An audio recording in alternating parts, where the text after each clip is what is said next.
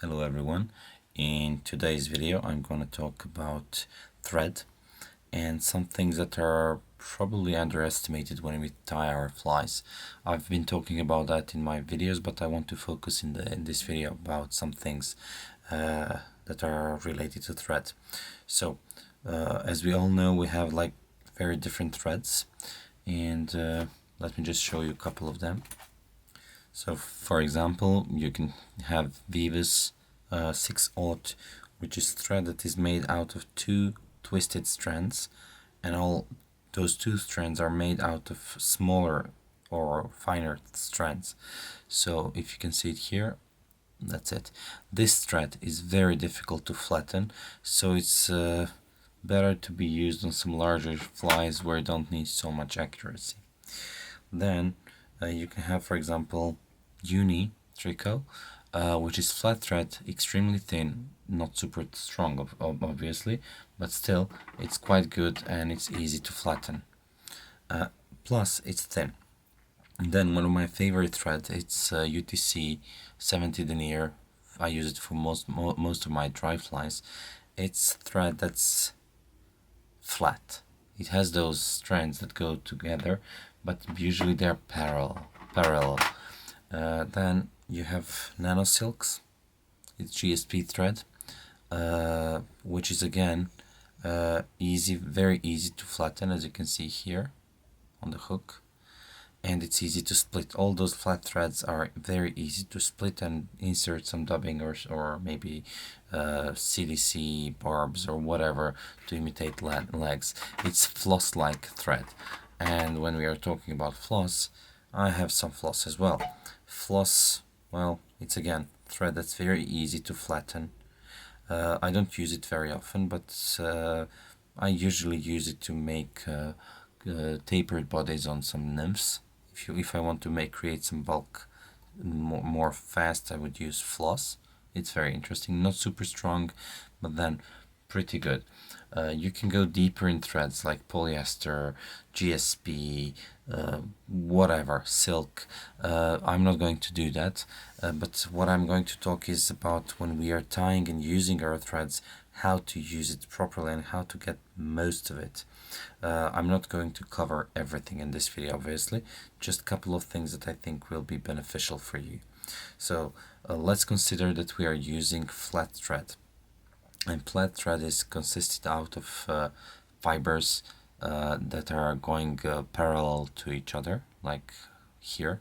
I'm using orange and green one. So why I'm using this, I wanted to tell you something about thread twist first.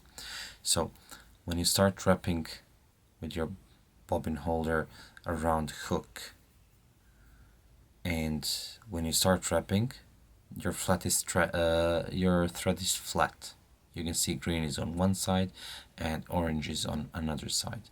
So each time you go around the hook shank, you actually introduce twist to the thread. You can see that this part here is not green on this side and orange on this side. No, it's already twisted. As I go on and twist, and I will introduce more twists into this thread. Why is this important? Well, firstly, because this thread is not flat anymore, it's round, and thus it creates a little bit more bulk. As you can see on the rear part of the hook, I have relatively thin layer, and here it's already thicker. It cannot get much thicker than this. I mean, this is maximum, it's already twisted. As you can see here, it's much twisted. So that's why we release the bobbin and then we spin the bobbin counterclockwise to remove the twist, so we can continue tying with our flat thread and preventing bulk. That's one concept here. Now let's talk about another thing. So I'll use the same thread again, but just I'm gonna use one strand of it. So when you start your whip finish, when you start your first fly, like so, and then you flatten the thread and you want to catch some materials, if you don't have any twist, your thread won't jump anywhere. Obviously, this one is twisted a little bit, so I'll just flatten it a little bit more. So no twist, your thread doesn't jump, it goes both ways. Oh, sorry, you don't see. So your thread jumps both ways, but if you twist if you twist it counterclockwise, I'll exaggerate here, I'll twist thread very much counterclockwise, as if I would do when I'm removing the thread twist. So look at this, imagine that I have some material over here. I'll use my bodkin for that. So I want to catch something soft.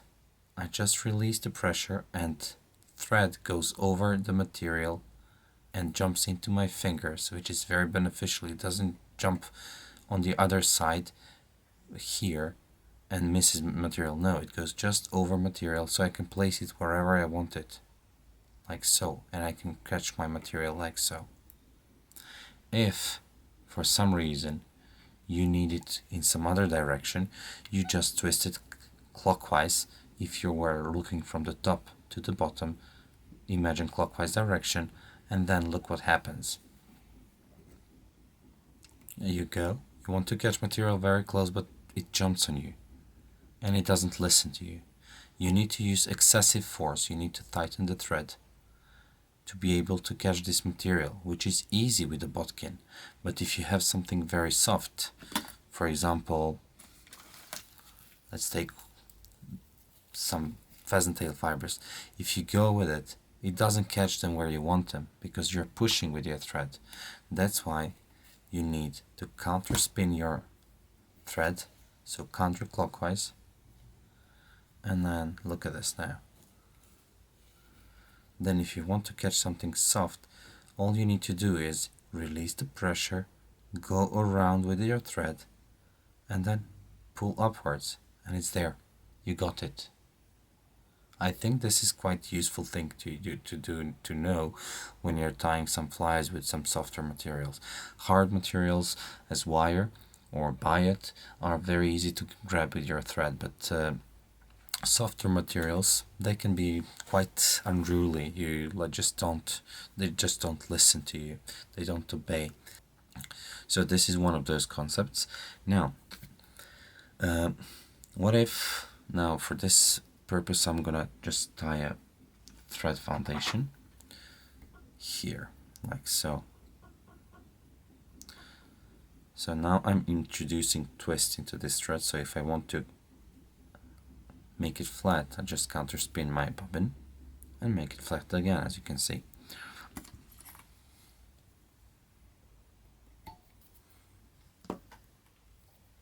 Now what happens if you want to make ribs on your fly? So okay, let me just show you now. Now we have I can just counter twist the bobbin holder, and then I'll just go slowly, and then I'm not gonna apply any pressure here. I'm gonna apply it here, so up,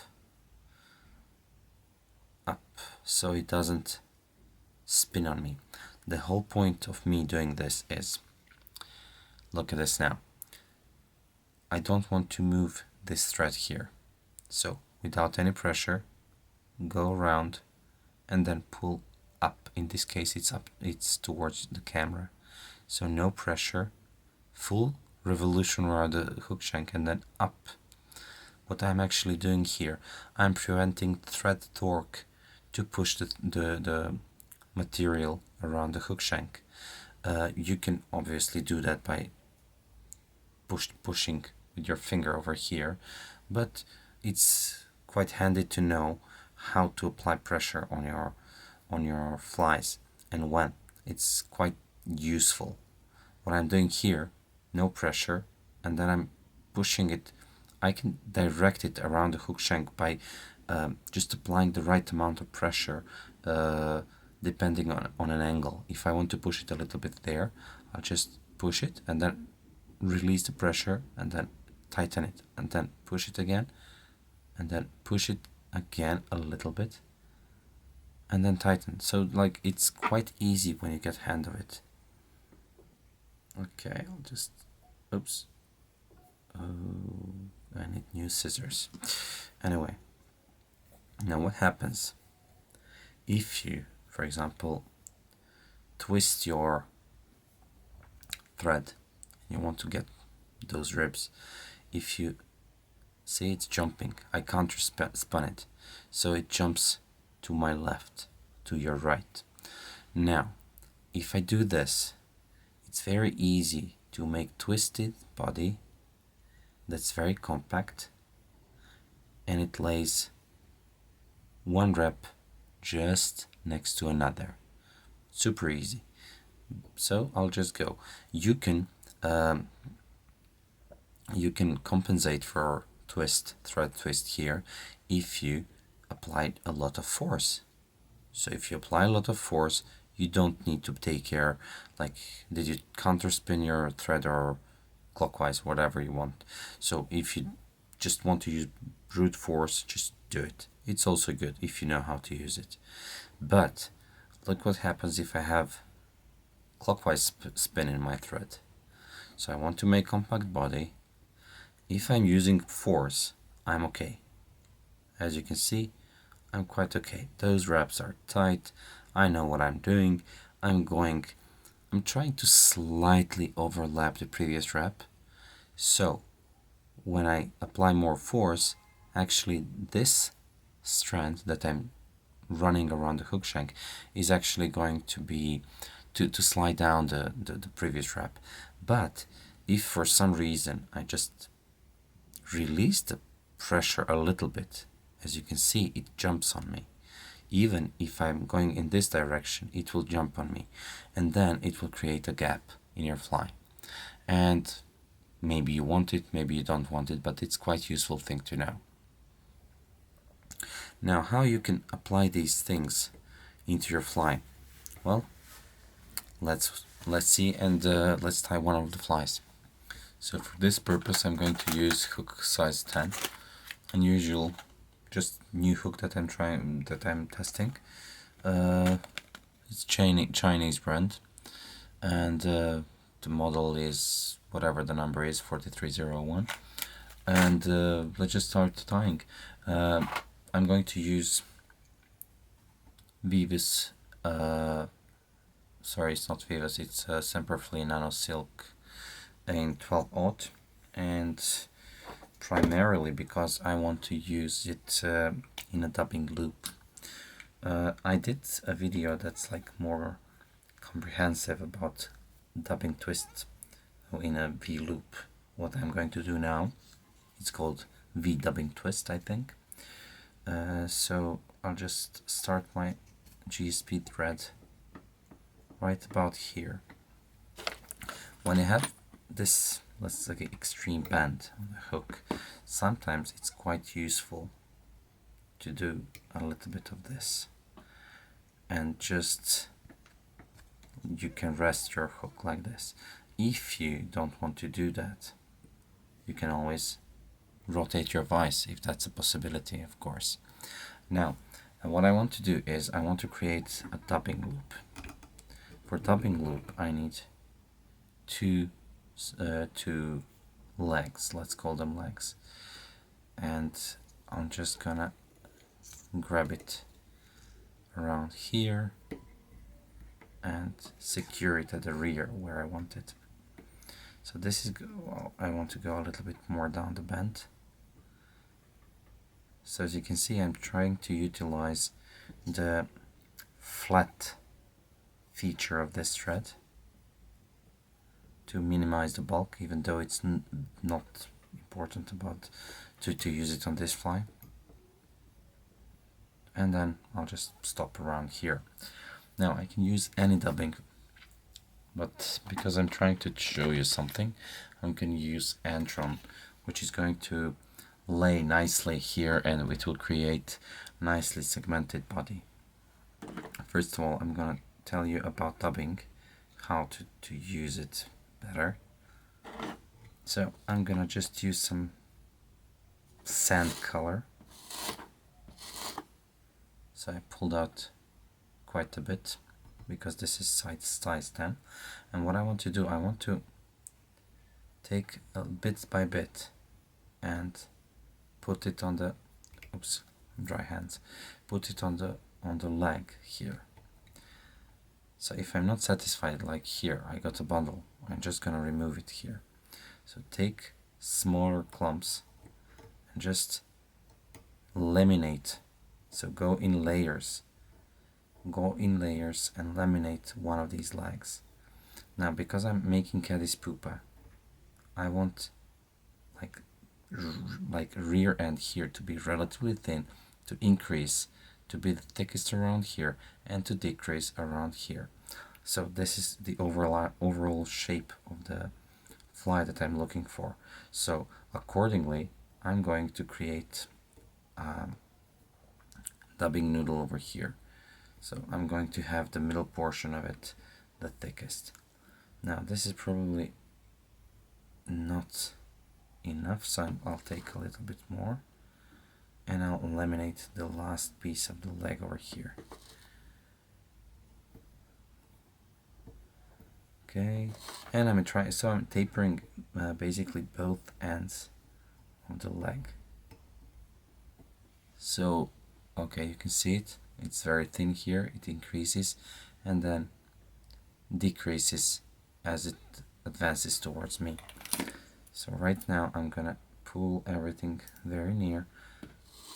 I'm gonna add a little bit more over here because I don't like the taper, so I want to correct the taper. Now this is it, I want it like so. I'll just put my web finishing tool, as you can see it here, and twist. In this case I'm gonna twist it counterclockwise because I want this noodle to jump to my left. So look what happens. I'm using GSP, I don't know if I mentioned it, because I can twist this noodle very tight. So look what happened. I already got my noodle here, that's quite compact. Let me go with it, but if I release it, it will just furl onto itself. So it's relatively thin, as you can see. Now, and just for ease of doing it, I wouldn't do this in normal situation, but for the video purposes I'll just reattach thread later. So as you can see, I'm winding this around, so if I release the pressure, look what happens, it jumps down. I release the pressure and it always goes into the dubbing here, so I don't need to take too much care about how am I going to wind this thing. So always counterclockwise your noodles if you want them to be compact, to create compact body here. Now when I think I have enough, I'll just stop here and reattach my thread while this is going to unfurl, which is at this point okay because it will make my noodle a little bit more flat. Okay, couple of locking wraps here. GSP is slippery, so in GSP case sometimes you need a little bit more wraps than usual. Usually for most materials you would need, let's say, 2-3 wraps to secure the material. With GSP sometimes it's necessary to do more. Now you can finish your fly whatever you want. In this case I'm just gonna add a little bit of dubbing. It's here, so it's ice dub prism, but basically it's some peacock color, and I'm also going to use some CDC. So very simple fly, and I don't doubt its effectiveness. So for the CDC I'm going to remove this fluff from here. I'll just use the rest of it. I have a foam with a slot inside. I place the feather on the slot. I push it with a needle inside of it.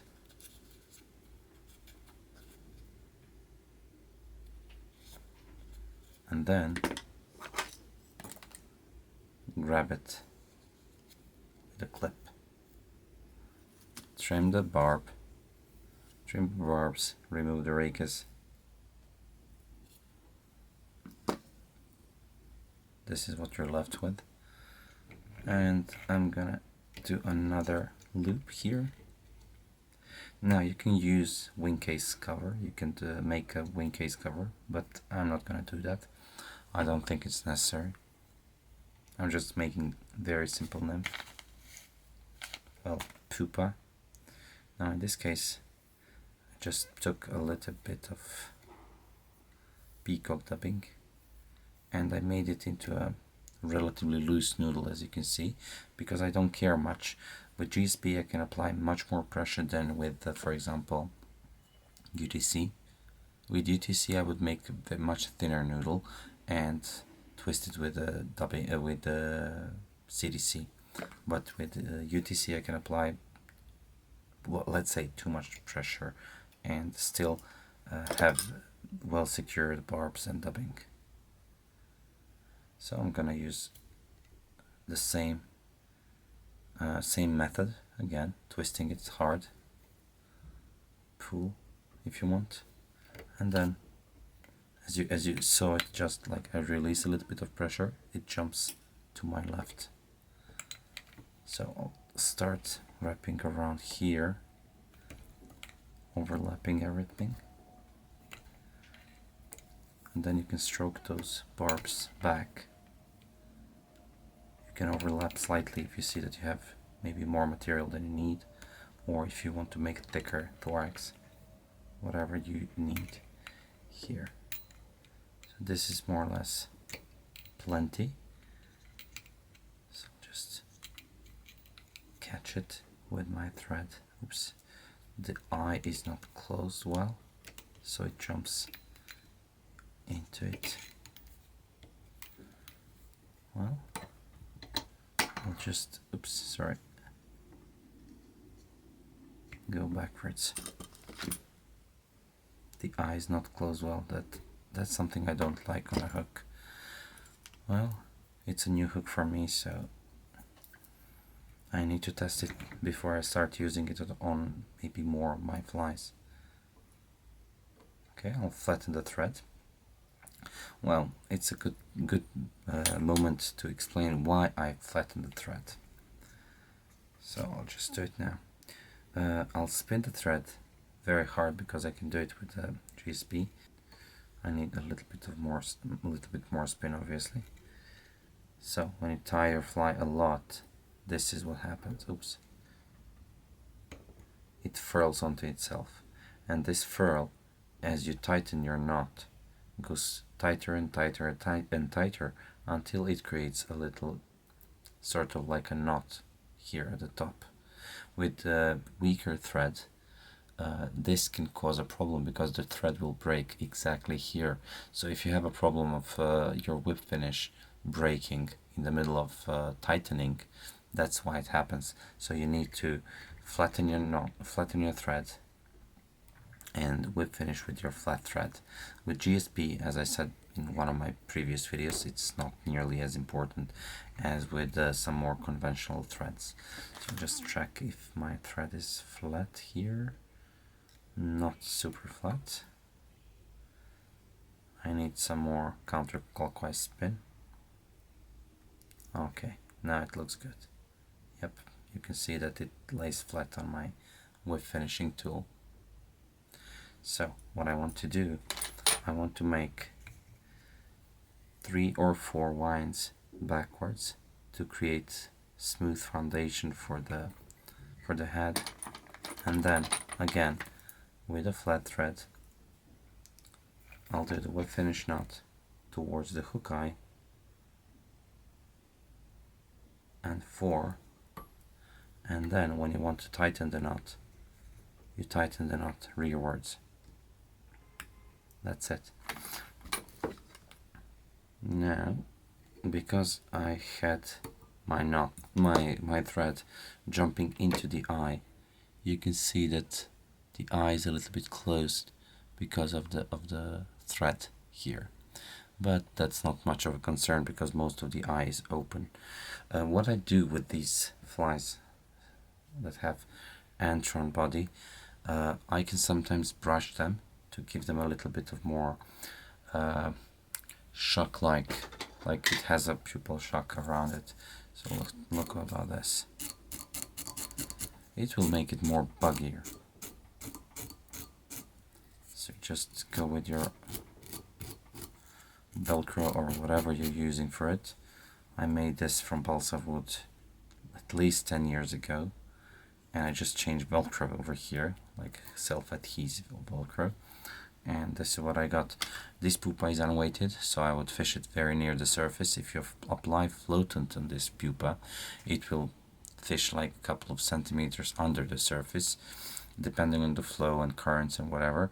And usually if it's so shallow, you would be able to see the take, especially because trout, when targeting pupas, they will charge from the bottom, chasing those pupas that are actually quite fast. They ascend to the surface quite fast because of gas bubbles that they have. So trout will literally charge them, and like just below the surface they will make a turn, and they will make that like eating swirl on the surface. So some people would confuse it with dry fly. Actually, it's not dry fly, it's aggressive. It looks very aggressive, but it's not dry fly it's pupa. So if it's very aggressive but it leaves no bubble behind when the trout eats, it's probably pupa, because of that U-turn that trout makes just below the surface. So guys, I know this is a lengthy video, sorry for that. If you liked it, if you find it useful, please comment down below. I would really appreciate that. It helps my channel grow. And if you're new to the channel, consider subscribing. So thank you very much, and see you next week.